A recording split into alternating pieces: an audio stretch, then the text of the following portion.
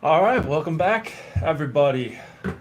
It is the Awesemo.com Nhl Dfs strategy show. We've got a big 7-gamer to discuss for tonight, and I'm going to run through each of the games as we normally do with the two-man booths. If you didn't join us at all last week for the first couple solo streams, we're going to have a bunch of more of these coming up as the slates get smaller. But Cliffy and Josh will be back tomorrow, so you guys will still be treated to some two host shows, and those are some of my favorites to watch as well. I'll try to keep this to under 40 minutes or so. Was able to go live on the right spot without any producer help for today, so can't guarantee it's going to be perfect every time, but pretty proud of myself for that one. Over the weekend, we had a couple of crazy slates. One winner that has been the talk of the town in the Awesemo Slack. The Whistles Go Woo. I think I talked about him on Friday. He shipped a bunch of stuff over the weekend. Like, he's just been on a tear. Friday, Saturday, I think Thursday as well. That's why I was talking about him. So he's just kind of come in and started playing NHL recently and just started off with a bang, I guess. So last night, I think he had a chance to do it again last night, but on lineup study here, this is lineup study. This comes with FC Pro, which you can buy through us if you would like with your NHL package or your platinum package. Hoff as well. Hoff's been on a nice little tear here again. He's been crushing it all season.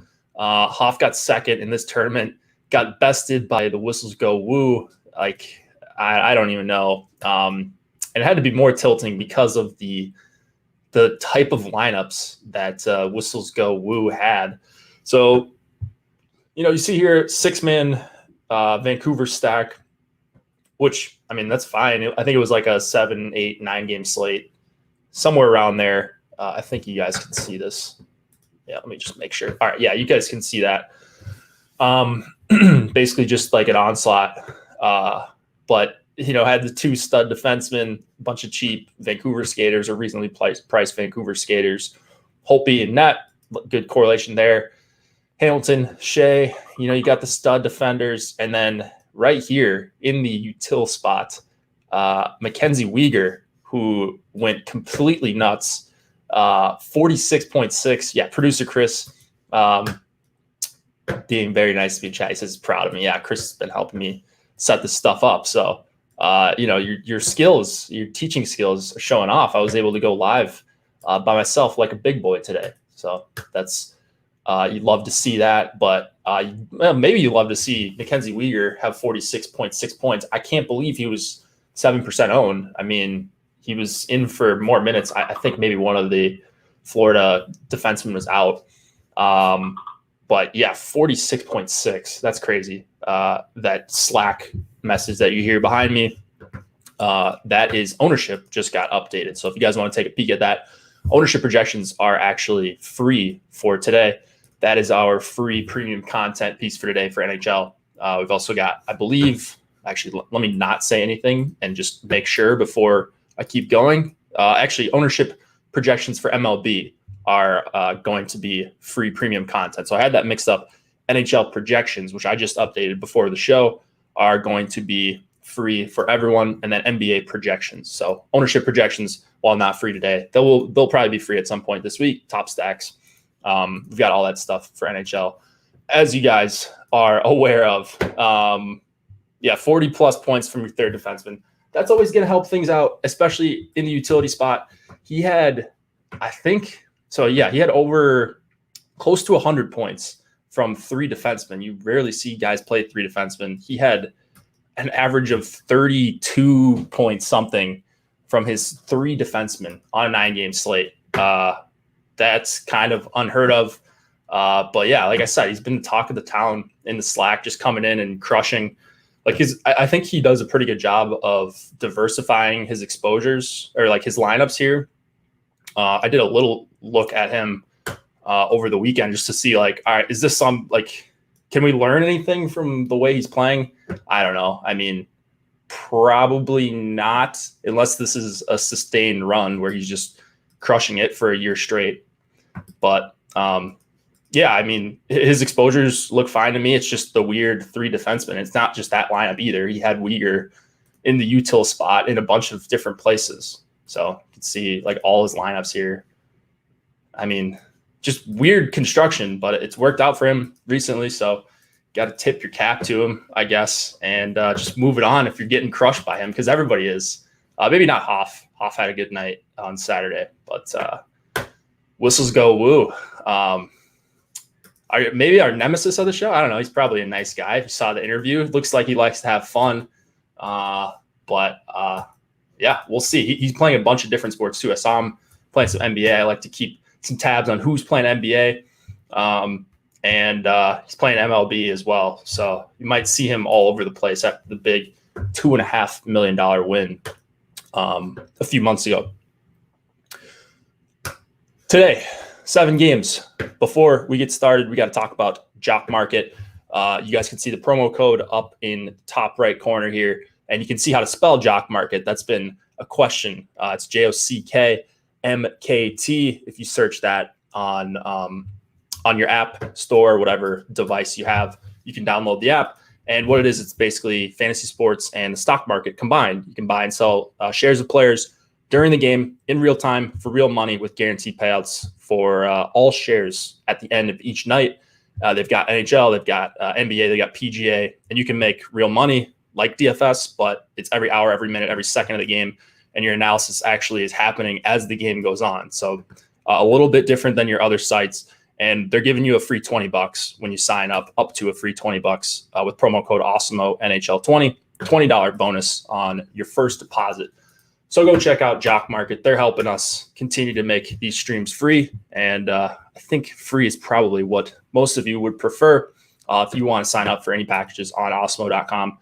You can just DM me. I have my Twitter DMs open. I don't know. Can you see? No, you can't see my handle anywhere on the screen, but it's just my name. I think it's probably in the description somewhere. But yeah, feel free to reach out if you got any questions. Can help you pick the right package for you. It might not be the platinum package if you're only going to play 1 sport or 2 sports, but I would suggest platinum. But maybe I'm being a little bit of a company man. Never begrudge a winner, but I hope he is depositing this time next year. I highly doubt it. I mean, unless he's maxing everything in every sport, like I guess you could burn through a couple million like that, but I don't know. My initial thought is he's a pretty sharp DFS player, or at least is pretty smart, just generally. And maybe he's going to get even better playing DFS. Like the diversification, I think, is good that he has in NHL. I can't really speak to his strategy in NBA or in MLB. I haven't really looked at his MLB lineups, but can't argue with the results so far here in his first few weeks. Because I don't know, maybe he has been around all season. I haven't seen him, but just recently I've been noticing he's just been going on a pretty epic tear here. He's got 2 qualifier seats. He won 2 in a row. Maybe he has a 3rd one from earlier, but yeah, just crazy stuff here. You see these guys go on these tears, and it's pretty infuriating if you're playing every night and these guys are constantly at the top, but it happens. All right, let's talk about the games. Spend a couple minutes on each of them. We've got Vancouver and Ottawa, 3.1 implied total for the Canucks, 2.9 for the Sens. It is not Thatcher Demko in net. It is Braden Holtby, so that'll get updated on the lineup builder. And then Marcus Hogberg is expected to go for the Sens. You got pretty normal Senators lines. They've been running these out for the last few games, at least the top 6. Norris, Kachuk, Batherson, White, Stutzla, and Dadonov. Same thing for the Vancouver top line, Horvat with Besser, Tanner Pearson. And then I don't think we've seen this line before, JT Miller with Hoglander and Zach McEwen. Pretty clear third wheel on the Vancouver second line here. I don't even know if that's going to stick. This isn't really a game where I'm crazy about Vancouver anyways. I think their top line is fine, we're showing actually more ownership on the Vancouver top line than the Ottawa top line. I prefer the Ottawa top line here. I mean, Ottawa got them the other night after 2 big wins against Toronto for the Canucks. I think they're going to start coming back down to earth. Seems like another spot where you can get a bad team in Ottawa, but I think a pretty good spot for both of their top 2 lines here. So usually just hammer in the top line, but I think tonight I'm going to have a lot of the Stützle, White, and Dadonov trio as well. Pretty good 5-on-5 numbers. 5-on-5 line that's going to get some power play time as well, mostly secondary time. Holtby versus Marcus Hogberg, quite the barn burner goaltender matchup here. So I think you can go to both sides. Vancouver's got a little bit of a higher total here, but I think I'm more on Ottawa, especially factoring in ownership. If I could only have one side, I think it would be the Ottawa side for me. Shabbat 5,900. He's a big reason why I'm playing a lot of Ottawa 1. He goes really well with them. They fully correlate on the power play. They're cheap. And Shabbat's rates have gone up. He's playing like 28 minutes per game in some of these. Like, he's just playing absurd minutes. And they're not empty minutes like we talk about sometimes with these guys that play 23 minutes, but it's a block shot here. It's a shot on goal. That's not really going to win you a tournament. But I think Shabbat does have some game-winning scores in him, and I think it's a really good spot. So 5,900, I'll be playing.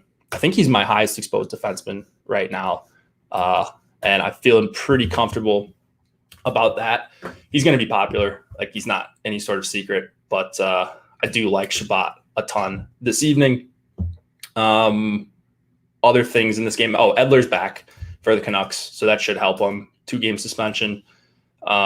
That should help them a little bit defensively. They're still not a defensive juggernaut with Edler in, maybe just closer to an NHL defenseman that they're adding, because they're bottom 4 for the first couple of games they were back without Schmidt. And I think they were missing another one of their defensemen. They were playing Tyler Myers for like 28 minutes for one game. So that really goes to show you everything that they were about. Hughes, if you want to go to Vancouver 1. Otherwise, I'm probably passing on most of these Vancouver defensemen. I don't think we have any of them projected for crazy minutes tonight, but Hughes would just be an add-on at 5,600 for me. All right, let's go to Colorado and St. Louis. We've got a 3.3 implied total for the Avs, 2.7 for the Blues. It's going to be Jonas Johansson and Jordan Binnington. It's expected for the Blues. I don't know if he got confirmed, but I'm assuming he's going. Another barn burner goaltender matchup. Binnington hasn't been as bad lately, but was brutal to start the season. Jonas Johansson has been called by some the worst goalie they've ever seen. But yeah, not one where you're going to feel great about rostering Binnington at 7,200, but he is 7,200 and he's going to see a ton of volume. So I think you can actually play him even though he's a bad goalie and it's really not a good spot. St. Louis is really, really struggling.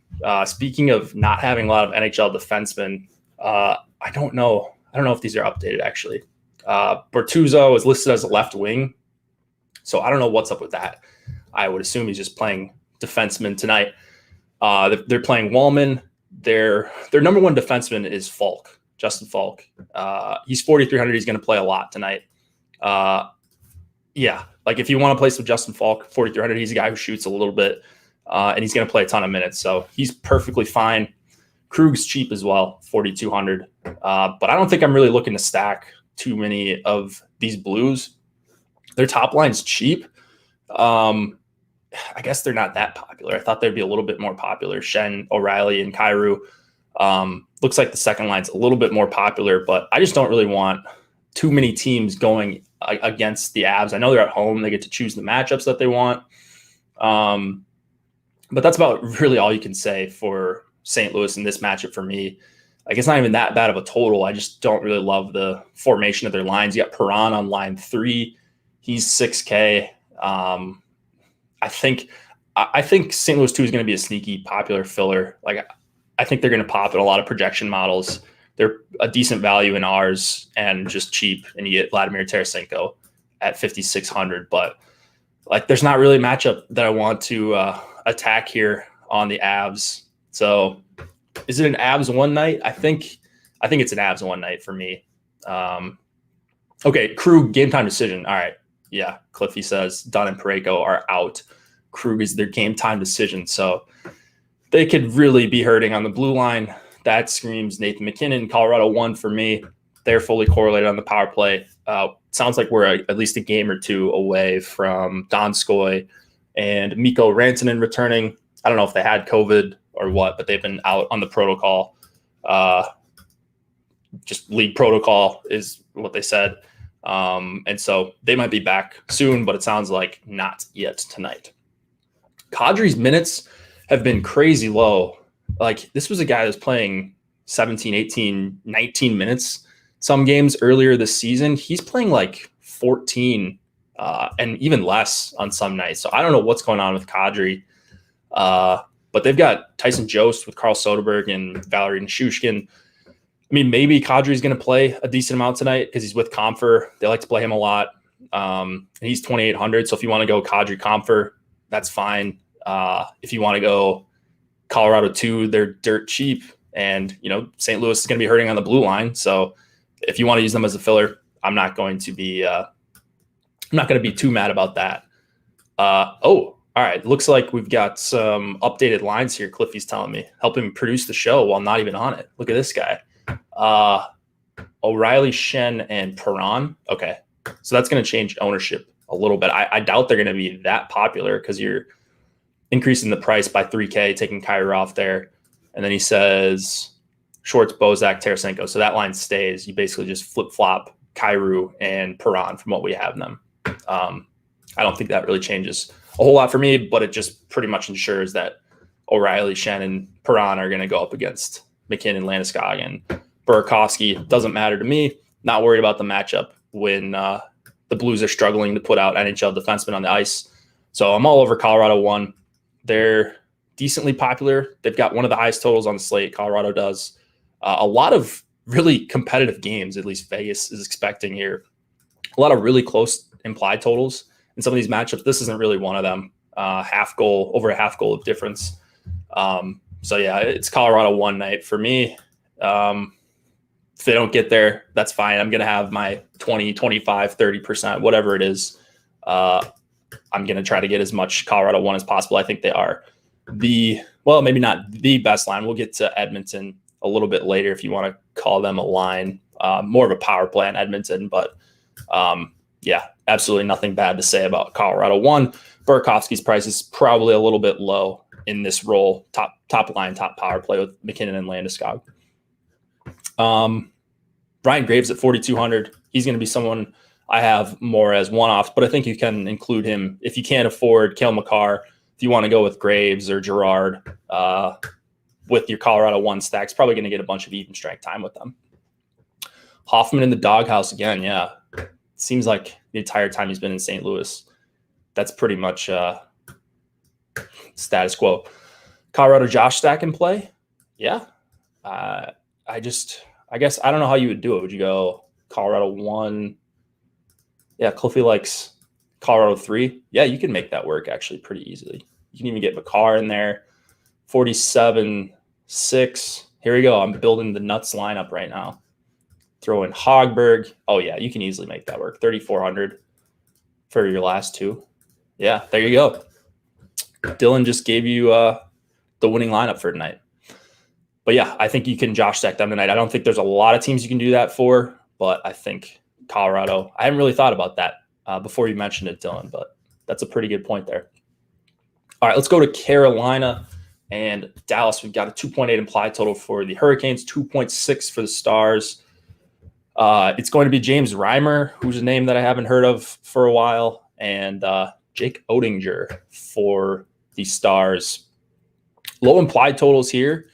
Dallas isn't really a team I want to pick on too often, and neither is Carolina, but I like the Dallas side here. So another game where it's expected to be competitive, kind of low scoring, but I just can't really get myself to stop playing Dallas 1 here. Hintz, Robertson, and Pavelski. Of course, if Hintz doesn't play, that's going to shake some things up. Now, when Hintz doesn't play, this isn't a game that locks right at lock. So it could be a little bit frustrating. 7 Eastern comes around. You've got your lines, feel good about them. You got some Dallas 1. And Hintz might just end up not playing. You've seen it a bunch of times. I think he plays tonight. I think Josh and Cliffy have been onto it. Feels like they've had a lot of Hintz shows recently. Basically what happens is when it's not a back-to-back, he plays. When it is a back-to-back, he does not. So he's played the last couple of games.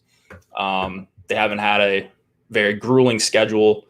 So I think he plays tonight. If he does, they're fully correlated on the top power play. If he doesn't, though, Jamie Benn's going to slide up there. That's what they've been doing when Hintz has been a late scratch. So it makes that line a little bit cheaper. You could even start that way, although I probably wouldn't want to leave Hintz off my Dallas 1 stacks. But $1,100 cheaper, and then you can upgrade elsewhere. I mean, only 2 games will have locked by the time we have news on this game. So you can make it work pretty easily. I like Dallas 1 coming in at about 5% ownership on our projections right now. Whether they go, they're not going to go up against the Aho Svechnikov line very much. Even if they were going to, I think I would still have some interest in Dallas 1, but knowing that they're not going to, because Faxa with Cogliano and Como going to hard match Aho and Svechnikov, I would imagine. That leaves them to go up against the less elite lines, less elite duos. Carolina, not really a weak spot, especially that second line, but if they can go up against 2 and 3, I think they've got enough of an advantage. They've had enough of a sample at even strength that I'm comfortable playing them at least over the field. And you don't have to get too much to get over the field, which is nice as an MME player. You can get your 10, 12% and be double the field, or if not more, if they even come in lower owned on Dallas 1. So I'm not crazy about the the Carolina side. The second line, like I said, the second line for Carolina has been pretty good. But I think tough matchups, regardless if they go up against Dallas 1 or Dallas 2, both have pretty good numbers. And then Aho Svechnikov, I just don't really want to play lines that are going to get hard matched on Radek Faxa, as weird as it is to say. Every time. Faxa, Cogliano, Como, one of the best shutdown lines. You talk about the Eriksson Ek, Greenway, Foligno line. That line's amazing at limiting opposing top lines when they're at home. Dallas 3 is about as good, which is crazy. So if Carolina 1 gets there, I'll just move it on to the next slate and feel comfortable. Not necessarily Xing them out. I don't think I'm going to get to a lot of them, but I wouldn't hate Xing them out if I was getting to some of them, because while a decent median projection play, if Dallas 3 is stuck on anyone, I think it's going to be really difficult to have a tournament winning score going up against that line. Yeah, Steven Lawrence, probably Lawrence, right? The Z is messing me up. The TZ. Yeah, he's on the top line for now. I don't know if that sticks. They said the same lineup, but who knows if that actually happens. They could mean just the same 18 skaters. That's what a lot of these coaches say sometimes. And then it ends up the lines are all mixed up. Carolina likes to mix things up on us. Dougie, 6,800. If you wanted to go to him as a one-off, I think that's okay. I prefer guys like Shabbat and, Yossi that we'll get to in a little bit. But Hamilton up there is one of your high upside one-offs, even in what's projected to be a low-scoring game. He's just always owned. You always get some ownership.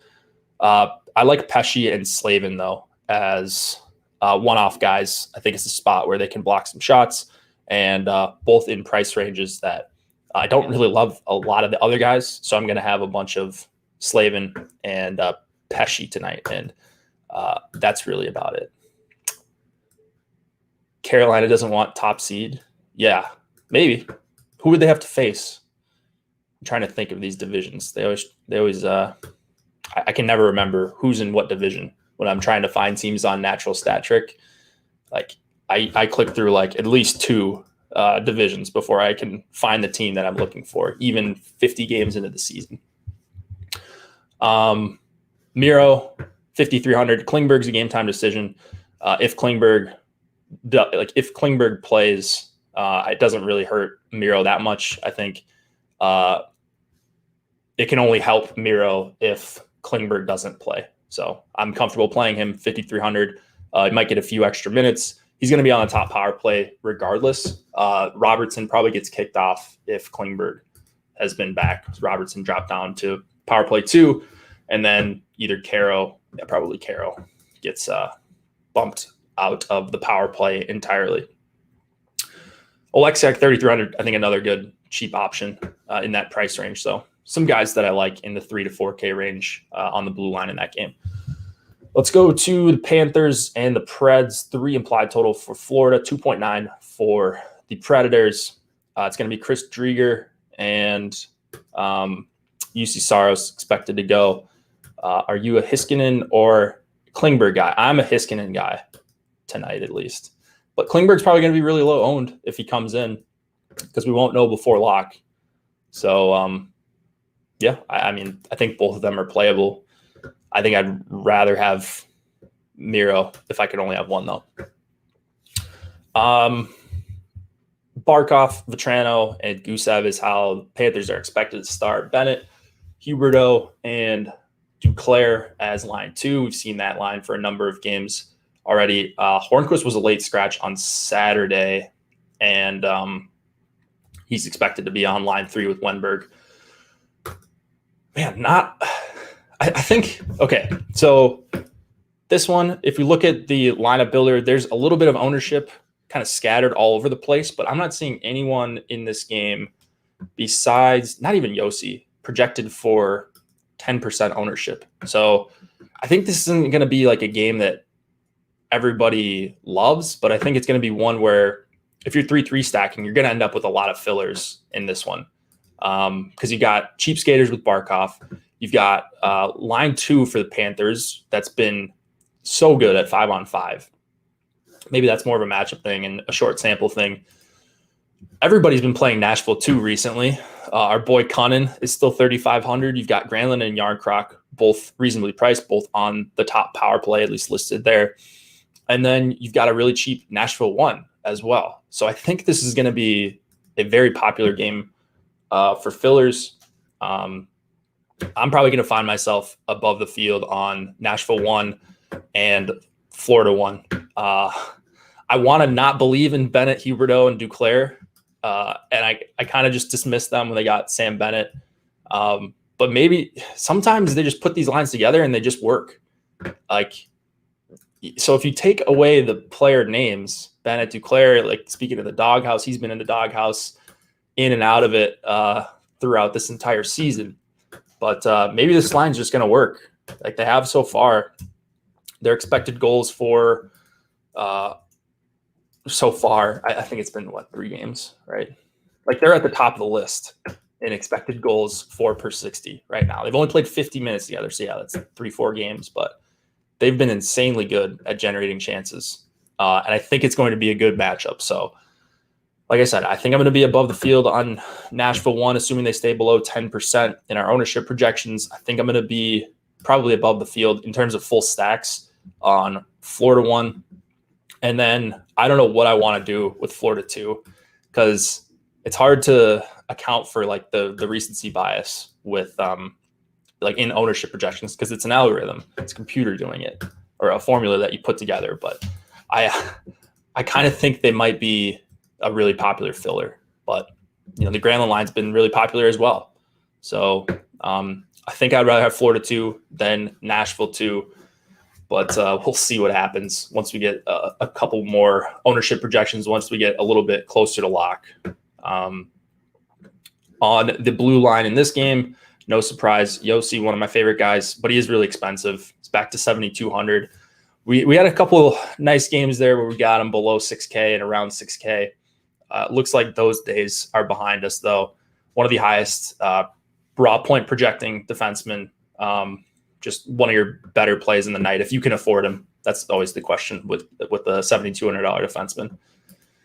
Feels like Sam Bennett already has more points in Florida than he had in Calgary all year. Yeah, I can't really remember him scoring that much in Calgary. Certainly not this year. I think he had a 4-goal game like 5 years ago. It was like right around when I first started playing DFS. And then I thought he was good for a while, and he was not very good for a while. Found himself on the 4th line in Calgary. But yeah, man, I think this game is going to be a pretty sneaky filler game. Maybe not even sneaky. I think you're going to see some ownership on both sides.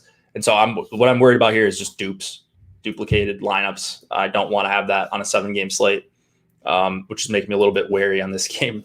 Get the Uyghur coming off the 75-point game. Mackenzie Uyghur, $4,100. I'm probably passing on him again if he double dongs and gets every single bonus that you can possibly get on DraftKings again. I'll move it on. Nudavara, 2,800. I'll have some Nudavara one-offs, I think, not expected to be owned at all. Nhl is on the top power play. That is really all he provides, so I will look to avoid that.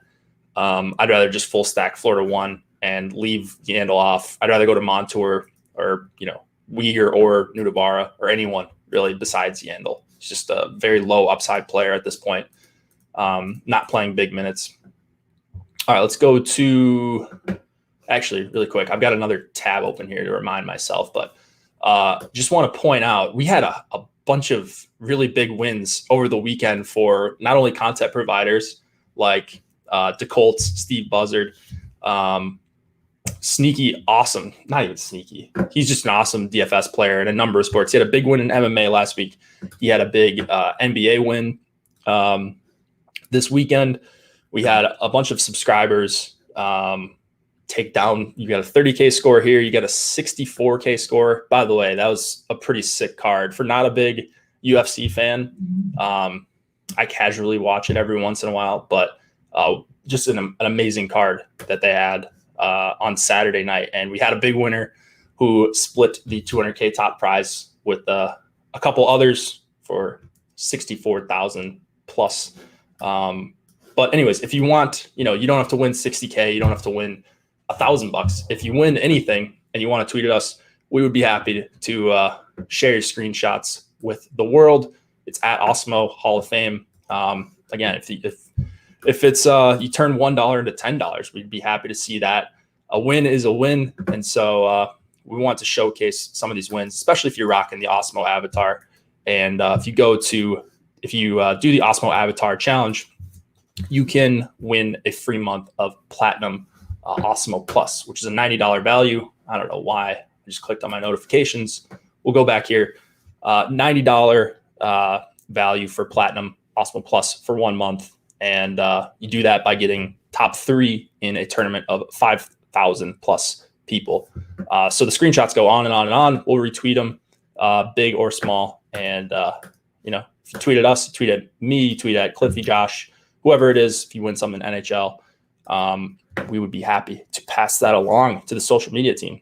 Oh my gosh. Ehlers out for the season? Is that a thing? What did he do? Oh, I didn't see that. I don't know. Okay. Well, I guess I'll figure out after the show, or you guys will tell me in the chat. We got to move it along here so I can keep this somewhat short. Edmonton and Winnipeg, we've got Mike Smith and Connor Hellebuyck expected to go. These lines will get updated. I bet if I refresh the page, they actually might update. But I saw Scheifele with Kopp and Appleton, which people in chat suggested means that they're going to go up against McDavid and Puljujarvi, and they're probably going to get run over. I don't know how you can play Kopp and Appleton with Scheifele, who hasn't been a great 5-on-5 player this season with any combination that he's had, and put them up against McDavid. So I'm all over Edmonton in this spot. I will say, so obviously McDavid, Draisaitl, Nugent Hopkins, they're all great. Top power play. You can throw in Chase on if you want at 2,500 and full power play, stack it with Tyson Barrie if you would like. I think that's great. I will say I'm a little nervous at how bad Edmonton 2 has been at 5-on-5. For a line that when McDavid was out last season feels like 2 years ago. It was before COVID times. They had just amazing numbers at 5-on-5. And I looked them up. They were like almost 3 expected goals for per 60. Just great at 5-on-5, and they were fully correlated on the power play. You don't get that here. Yamamoto not on the power play. But this season, they've been just terrible so far with this trio. Now, that's not to say that things aren't going to change. It's a pretty small sample. I think they're probably closer to what we saw last year. And it is a really good 5-on-5 matchup against the Jets with no Ehlers. So I'm all over Edmonton too. If it doesn't work out, I'll just blame. I should have gone with my gut and said maybe Edmonton 2 stinks, but I think you've got a much bigger sample of them being very, very good. And so with McDavid back, probably going to get the easier matchups. Looks like they're all going to be pretty easy against the Jets here. So, yeah, I like Edmonton here. I'm assuming the total is probably going to move in their favor, so I'll check that after the show and make any adjustments that are necessary. Not a whole lot that I like on the Jets side, especially with their new lines. I'm just kind of out on the Jets. If you want to get to them in some fillers, that's fine. I'm MME guy, so I might get to some of those, but there's no one that I really feel good about them in this spot. They got the band back together. Yeah, indeed. I remember playing Draisaitl, Nugent Hopkins, and Yamamoto for felt like 2 weeks straight, and they would just smash every single slate. They were also playing like 23 minutes a game, if I remember. But they did pretty well with McDavid out. So that McDavid, not a winning player, that's what some of the old heads say. But they're obviously very, very not intelligent. I think we're good on this game. I can just keep saying I don't have interest in Winnipeg, but no need to waste time here. Let's go to the Ducks and the Kings. We've got a 2.4 implied total for the Ducks, 3.1 for the Kings. Gibson, and I did see Quick is expected to start tonight, so no Cal Peterson. Downgrade for the Kings. Kopitar, Iafallo, and Athanasiou as your top line. Dustin Brown with Lizotte and Kempe. I'm going to need to confirm these. I don't know if these teams have skated just yet, or maybe they just got wrapped up as I started the show. I'm seeing Getzlaf with the question marks that's telling me he's probably a game time decision here. This isn't a game that I love. I like that they're giving Athanasiou, or at least they gave Athanasiou a chance on that top line. So if we can confirm these lines are legit, then him playing with Kopitar and Iafallo, I think is a pretty good trio. Good implied total for the Kings. It's about as high as you're going to see, but they're going to be popular. Like, we've got them at about 10%. That's one of your higher owned lines on the slate. And so I can't say that I'm going to be like crazy overweight on LA1. I'll probably have my 10% or around there. If it's 8%, I think I'll be fine with that. If it's 15, that's fine as well. It's just going to be a matter of, can I pair them with good lines and get good defensemen and not be duped with the 3-3 stack. On the Duck side, I would probably be interested in, I am interested in Henrique and Comtois and Raquel. If we can confirm these lines, that's always the question with the Ducks. Are they going to switch things up? And they're always in the late game, so your options are very limited. Your options are going to be very limited in this game. Here, you can only really swap to the Sharks or the Yotes. But I do like Ducks 1. If Athanasiou is on that top line, that's going to make them significantly worse defensively. Henrique, Comtois, Raquel, just 3 players I like. I usually gravitate towards wherever Raquel is at. They're coming in at about 6 or 7% ownership. That's a little bit higher than what I thought, but they're really cheap, under 15K. I'll take some stabs at Ducks 1. Other than that, in this game, Hayden Fleury, $2,500, just min salary guy. If you want to go there, some block shots look to be on the horizon for him. You got a bunch of cheap Ducks defensemen. I think my favorite's Fleury, though. No confirmation on Kings lines. AA line 1 and Brown 2 is a mid-game change on Saturday. So it's stuck all game. Okay. Good to know. Well, at least we've got an educated guess there, but we don't have confirmation with these two teams. No surprise there. All right, let's go to the last game. Arizona and the San Jose Sharks. Darcy Kemper, and I saw it was Coroner that's starting. I think Saul said that. Let me scroll up in the chat. Coroner and LeBanc and Donato are out. Coroner in net. All right. So these lines look pretty much. Actually, no. LeBanc's out, so I'm gonna have to see the new Sharks lines. I think it is a pretty good spot for the Sharks. I'll say we're probably gonna see Couture and whoever he goes up against, or Couture going up against the Schmaltz-Keller line with Bunting, and I think you could still play the Arizona side of that. But I really like if Hertl is skating with some reasonable players, if he's skating with some combo of Meyer, Kane, Balsers, guys like that, guys that are not Patrick Marleau and Gregor and, just any of these other guys. If he can get a reasonable wingers here, Hertl can, I think it's a really good spot for them. Talked about in Slack earlier, Kraus, Dvorak, Kessel, really good offensive numbers in a short sample, pretty bad defensively though. And I think I'll be slamming whoever Hertl is with, assuming we can get some confirmation on those lines. Couture and Meyer, if those guys are together, like that combo. On the Yotes side, though, if you wanted to go to the Dvorak, Kraus, and Kessel line, like I said, very good 5-on-5 numbers and very cheap. Maybe those numbers won't hold once they get into a larger sample, but I'm willing to at least bet on them for one game. You can go Dvorak, Kessel, and leave off Kraus. He's pretty clearly the third wheel there, but he's 2,500. So whatever you want to do with Kraus, I'm pretty much okay with. I can't believe Bunting was 4,700 the first game he got put up on the first line, or he was like 4,500. So DK really never lowered his price, even when he was playing less minutes and playing on the fourth line. They just kind of kept him up in this high 4K range, which was weird. Thought we would get the $2,500 Bunting again. But we're not going to get it.